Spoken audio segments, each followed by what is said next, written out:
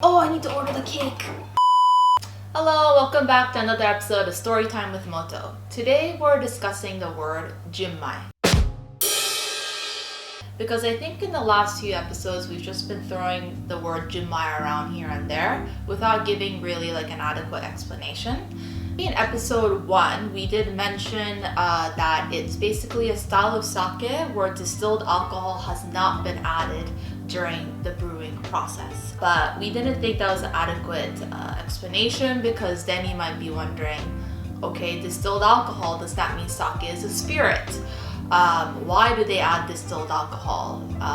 So just to answer those questions, we thought we'd talk all about Junmai today. The practice of adding distilled alcohol actually started out of necessity. Basically, sake is very much prone to spoilage.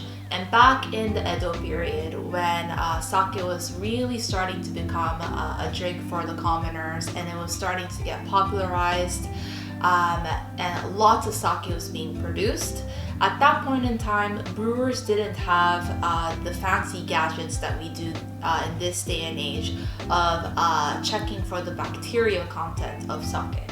So they would have to really rely on intuition and experience in order to gauge if any bacteria has impacted their sake. But if they misevaluated, rarely but sometimes, all of the sake in a brewing season could be spoiled. And in such circumstances, the Koji, feeling such a huge sense of responsibility as the head brewer, would actually commit suicide as a means of atonement. So thankfully, this is when they figured out that by putting distilled alcohol into sake, it actually keeps it from spoiling. So distilled alcohol not only saved sake, but saved lives as well. But now, in the present day, when we have the gadgets to check for bacteria content, we also have cleaner breweries because sanitation methods have improved. We have fridges. All these things keep sake from spoiling. So why do we still put some distilled alcohol in sake? First reason is a reason that is very applicable to so many things in life. It's money. 70% of the sake in the market today is table sake. We don't have table sake at Moto, but if you go to Japan and you pick up a sake from your local convenience store or anywhere, especially in the affordable price point, you're most likely purchasing a table sake. Brewers who make table sake have less legal restrictions they need to abide by in making the sake. They are allowed to stick in as much or a lot of distilled alcohol. And distilled alcohol is a lot cheaper than sake's other ingredients. So distilled alcohol, usually they get it from like Brazil, and it's things like it's made from like cane sugar and stuff. It's a lot more affordable than sake's other ingredients. If you wanted to make more sake for cheap, you would just bulk up the volume by sticking in a lot of distilled alcohol. So that's just in terms of financial means is why for a lot of table sake, distilled alcohol is used.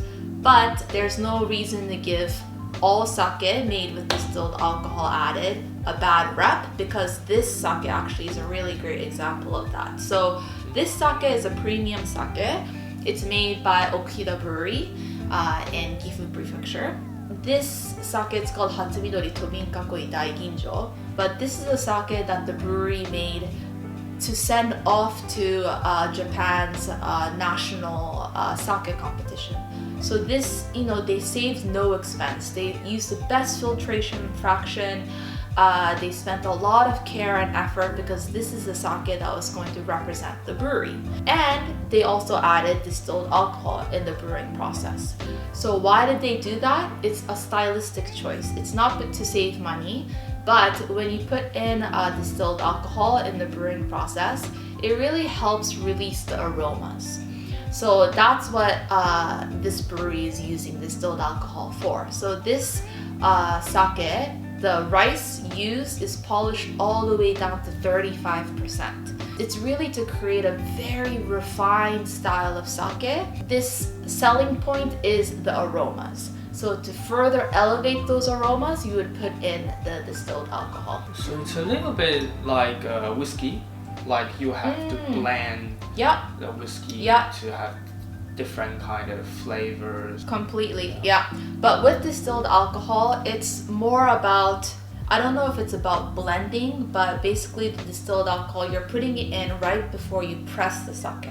So you're allowing more of the aromas from the rice to get, to dissolve into the sake liquid before it gets pressed. Yeah, so you're making it more soluble and it goes into the final product more. So it's basically a stylistic decision, and the sake is like this, like I think this, you really do get like the really wonderful like lilies and chamomile, like all these really nice floral notes, as well as the very fruity lychees and the apples. So these aromas, very pure, very clean, all elevated thanks to the addition of distilled alcohol.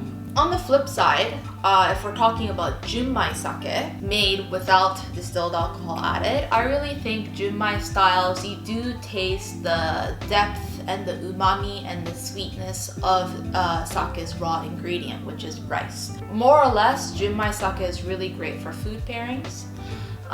It's also great for playing with temperature. Usually Junmai sake you could heat up and really enjoy. Junmai sake is a style that if you wanted to try it out, on the label it'll say Junmai on its own, or it'll say Junmai ginjo or Junmai Daiginjo. So it's fruity and floral, but with the depth of a Junmai style of sake. I also heard people saying that non-Junmai it's like bad sake. Yeah, I think that's because of that table sake.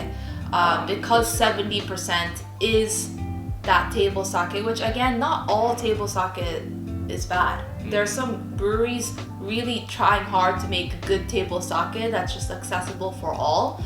And but that is kind of an anomaly. A lot of table sake do tend to be kind of the cheap and cheerful stuff, and that uses a lot of distilled alcohol. So that's where the bad rep comes. Also, another reason is during the World War II especially, all the sake was basically just full of really cheap distilled alcohol, and that's also why this style of sake got a very bad rep. But I think this sake again is such a good example that just because distilled alcohol is part of the ingredients does not mean that you should write it off as a poorly brewed sake.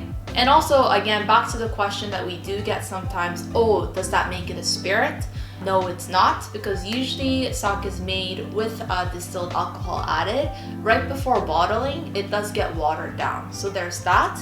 But also with premium sake, you're not allowed to add much of distilled alcohol anyways. It's only a tad. You're not supposed to add more than 10% of the total weight of the rice used. So it's really not a lot of distilled alcohol that you're even using.